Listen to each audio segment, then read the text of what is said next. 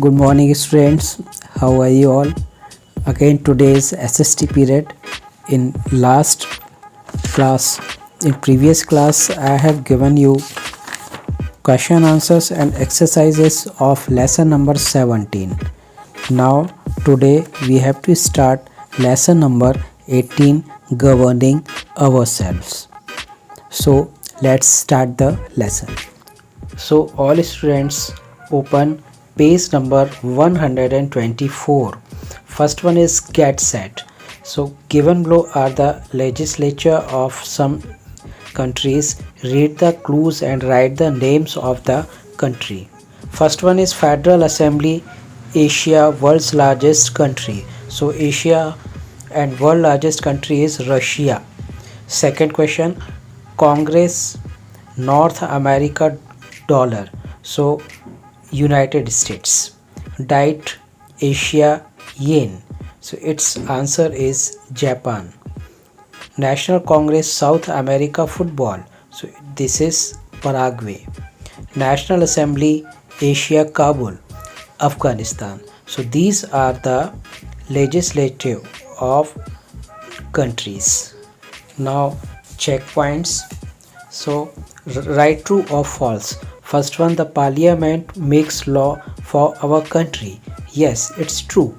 The Rajya Sabha is the lower house of the parliament. False. The prime minister is the head of our country. False. Because the president is the head of our country. India has a multi-party system. Yes, true. Because India has a multi-party system. Now page number 128, exercise number A, tick the correct answer. First one, the law making body in our country is called the answer is D, parliament. Question number 2, the Lok Sabha can have a maximum of, answer is B, 552 members. Third one, the members of the Rajya Sabha are elected for a term of dash years. So answer is C, 6 years. Fourth, Dr. APJ Abdul Kalam served as the president from dash. So answer is C, 2002 to 2007. Fifth one, the judges of the Supreme Court are appointed by the, answer is A, president. Now exercise number B, fill in the blanks. The dash consists of the president, the Lok Sabha and the Rajya Sabha. So answer is parliament.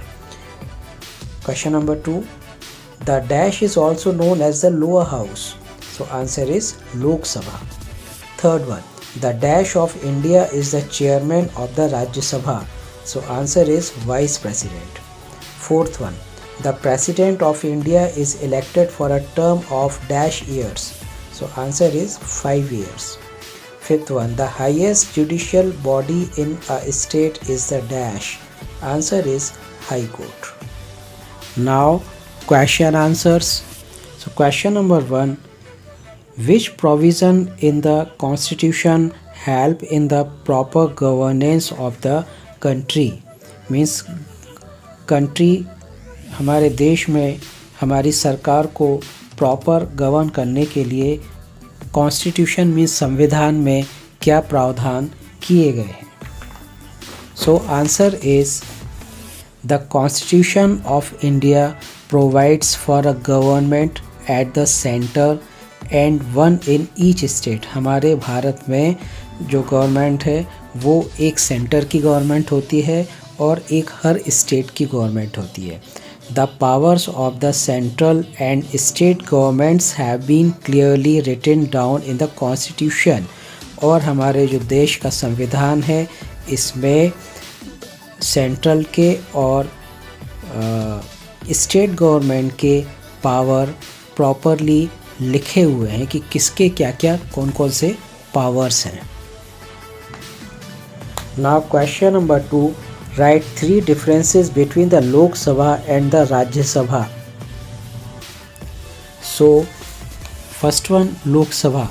First point, the Lok Sabha is the highest law making body in the country. Lok Sabha जो है वो हमारे देश में सबसे बड़ी कानून बनाने वाली बॉडी है. Rajya Sabha first one, the Rajya Sabha is the upper house of the parliament, और ये जो राज्यसभा है वो हमारे पार्लियामेंट का अपर हाउस कहलाता है।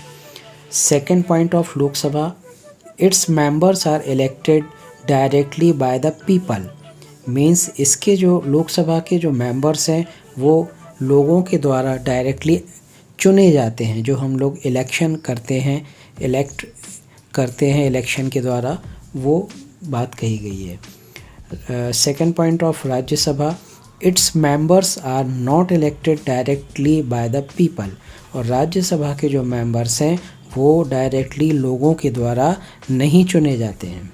Third point of Lok Sabha, the Lok Sabha can have a maximum of 552 members, means Lok Sabha में अधिकतम 552 मेंबर्स हो सकते हैं। Third point of Rajya Sabha, there can be a maximum of 250 members in the Rajya Sabha, means Rajya Sabha में अधिकतम 250 मेंबर्स हो सकते हैं। Now question number 3, how is the central government formed, means जो सेंट्रल गवर्नमेंट है वो किस तरह से फॉर्म्ड होती है। So answer is there are many political parties in our country, हमारे देश में बहुत सारी पॉलिटिकल पार्टीज़ हैं। In a general election different parties field their candidates, और जब जनरल इलेक्शन होता है, साधारण चुनाव होते हैं, तब जितनी भी पार्टीज़ हैं वो सब अपने अपने कैंडिडेट्स को खड़े करती है। People vote for the candidates, और ये जो लोग हैं वो वोट देते हैं। The party that gets the maximum seats in the Lok Sabha form central government, और जो पार्टी सबसे ज़्यादा सीट लेकर आती है, मीन्स जो जिसको सबसे ज़्यादा वोट्स मिलते हैं, वो लोकसभा में सेंट्रल गवर्नमेंट को फॉर्म करता है। Now question number 4, what is a legislative assembly and how is it formed, legislative assembly क्या है और ये किस तरह से फॉर्म होती है। So answer is the body that makes law for the state is called legislative assembly, तो ऐसी बॉडी जो कानून बनाती है राज्यों के लिए वो बॉडी कहलाती है legislative assembly.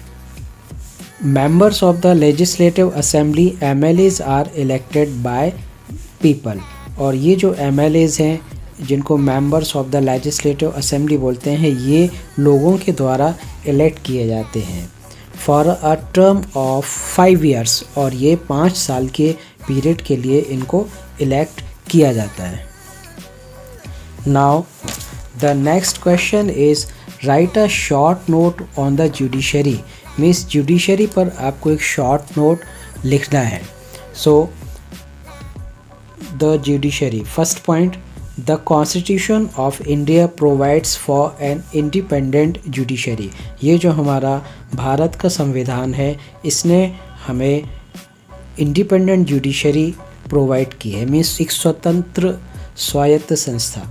Second one, The Supreme Court in New Delhi is the highest judicial body in our country, और हमारे देश की जो हाईएस्ट जुडिशल बॉडी है वो है न्यू दिल्ली में स्थित सुप्रीम कोर्ट।